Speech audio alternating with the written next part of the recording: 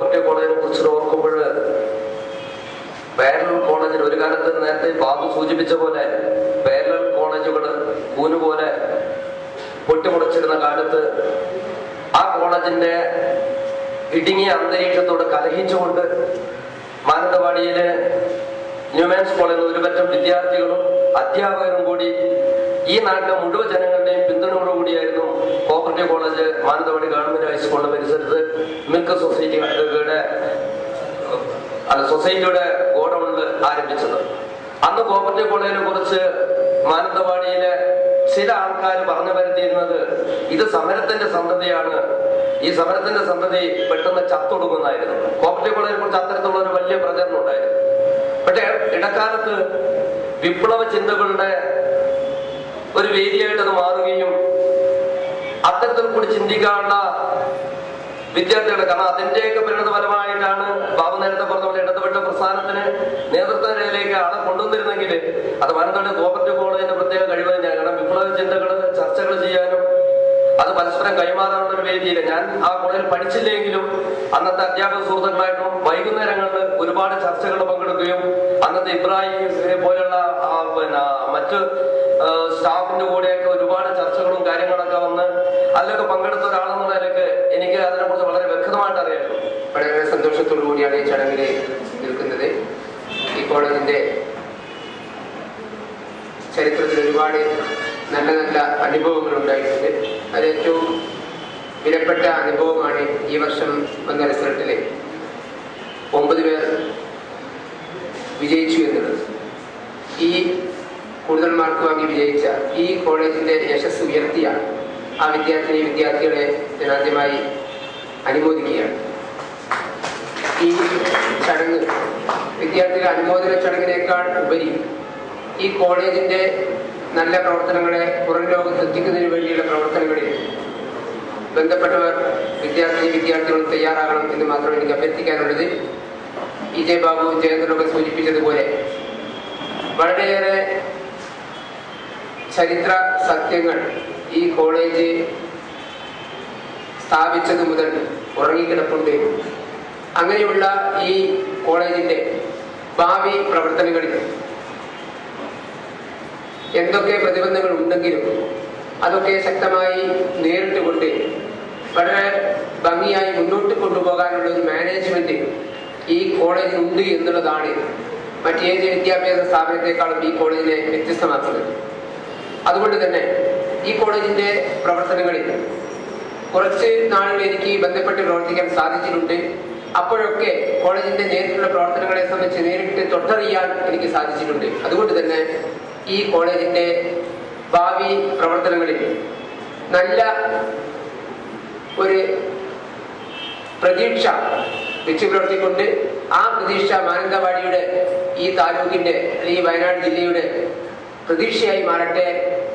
ഒരുപാട് വിദ്യാർത്ഥികൾ ഈ കോളേജിൽ നിന്ന് പഠിച്ച് നല്ല പൊതുപ്രവർത്തകരായും ഈ സമൂഹത്തിൽ നല്ലത് പ്രവർത്തിക്കുന്നവരായും മാറട്ടെ എന്ന് ആത്മാർത്ഥമായി ആശംസിച്ചുകൊണ്ട് ഒരിക്കൽ കൂടി ഈ വിജയിച്ച വിദ്യാർത്ഥികളെ അനുമോദിച്ചുകൊണ്ട് ഞാൻ എന്റെ വാക്കുകൾ അവസാനിപ്പിക്കുന്നു. കോപ്പറേറ്റീവ് കോളേജിൽ നിന്നും ഇംഗ്ലീഷ് ഭാഷയിൽ ബിരുദാനന്തര ബിരുദം നേടിയെടുത്ത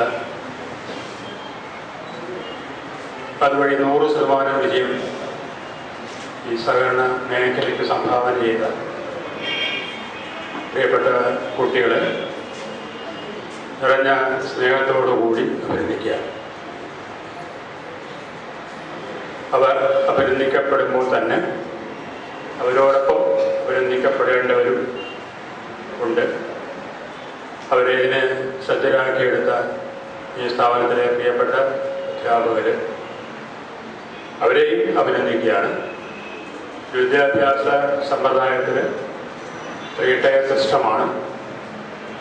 കുട്ടി മാത്രം പോരാ, അധ്യാപകൻ മാത്രം പോരാ, അധ്യാപകനും കുട്ടിയും ഈ രക്ഷാകർത്താവും കൂടി ഉൾപ്പെടുന്ന ഒരു സംവിധാനത്തിലാണ് ഇവിടെ 3 പേരുടെയും മനസ്സ് നിറഞ്ഞ സഹകരണം ഉണ്ടാകുന്നിടത്താണ് വിദ്യാഭ്യാസം പരിപൂർണമാവുന്നത്. അതുകൊണ്ട് ഈ കുട്ടികളുടെ രക്ഷാകർത്താക്കളും ഈ മഹത്തായ വിജയത്തിൻ്റെ ശില്പികളാണ്. അവരും അഭിനന്ദനം അറിയിക്കുന്നവരാണ്. 3 വർഷം ഈ സ്ഥാപനത്തിൻ്റെ ഒരു PTA പ്രസിഡന്റായി എന്നുള്ളത് എൻ്റെ പൊതു ജീവിതത്തിലെയും സാംസ്കാരിക ജീവിതത്തിലെയും ഏറ്റവും പ്രധാനപ്പെട്ട ഒരു സംഭവമായിട്ട് ഞാൻ വിശ്വസിക്കുന്നു. ഇപ്പോഴത്തെ PTA പ്രസിഡന്റിനെ എനിക്ക് അറിയില്ല എങ്കിൽ പോലും എൻ്റെ മനസ്സ് ഇപ്പോൾ അദ്ദേഹത്തോടുള്ള നിറഞ്ഞ അസൂയ കൊണ്ട് നിറയുകയാണ്. ഇപ്പോൾ എനിക്ക് PTA പ്രസിഡന്റ് ആവാൻ, ഈ സമയത്ത് ഈ സ്ഥാപനത്തിൻ്റെ PTA പ്രസിഡന്റ് ആവാൻ എനിക്ക് കഴിയാതെ പോയത് എന്നുള്ള ഒരു ദുഃഖം എനിക്കുണ്ട്. ഏതായാലും അതൊരു നിസ്വാർത്ഥമായ ദുഃഖമാണ്.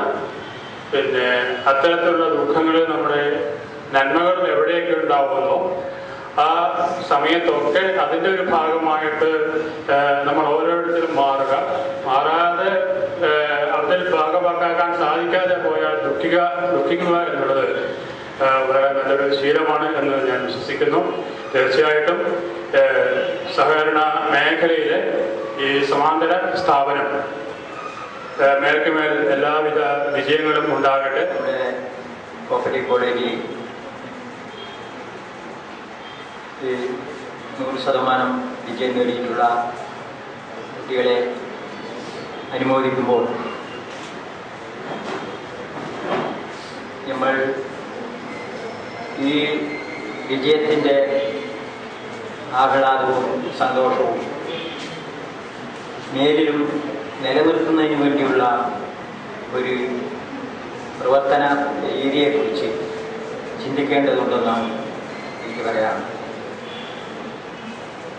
ഈ വിജയം നേടിയിട്ടുള്ള വിദ്യാർത്ഥികളെയും അവരെ വിജയം നേടുന്നതിലേക്ക് നയിച്ചിട്ടുള്ള അധ്യാപകരെയും അതുപോലെ തന്നെ അവരുടെ പേരൻസിനെയും നമ്മൾ ഈ വേദിയിൽ അഭിനന്ദിക്കുമ്പോൾ കൂടുതൽ എല്ലാ വർഷത്തിലും 100% വിജയം, അതല്ലെങ്കിൽ തലക്കടില്ലാത്ത വിജയം ഈ കോപ്പറേറ്റീവ് കോളേജിൽ ഉണ്ടാകുന്നുണ്ട് എന്ന ഒരു പേരും പെരുമയും ഈ പിന്നോക്ക ജില്ലയായിട്ടുള്ള വയനാട്ടിൽ ഉണ്ടാവത്തക്ക രീതിയിൽ ഈ നാട്ടിലെ ജനങ്ങളുടെയും അതോടൊപ്പം തന്നെ അധ്യാപകരുടെയും വിദ്യാർത്ഥികളുടെയും സഹകരണം, പ്രവർത്തനവും മേലിലും ഉണ്ടാക്കാനുള്ള മാർഗങ്ങളും പ്രവർത്തനങ്ങളും ഈ സ്ഥാപനത്തിൻ്റെ സംഘാടകരും അധ്യാപകരും ഇതുപോലെ സഹകരിക്കുന്ന നാട്ടുകാരോടും കൂടി നടത്തപ്പെടേണ്ട കാര്യത്തെക്കുറിച്ച് നമ്മൾ വളരെ ഊന്നൽ കൊടുത്തുകൊണ്ട് ചിന്തിക്കേണ്ട ഒരു അവസരമാണ് എന്ന് കൂടി ഞാൻ ഈ അവസരത്തിൽ ഓർമ്മിപ്പിക്കുകയാണ്.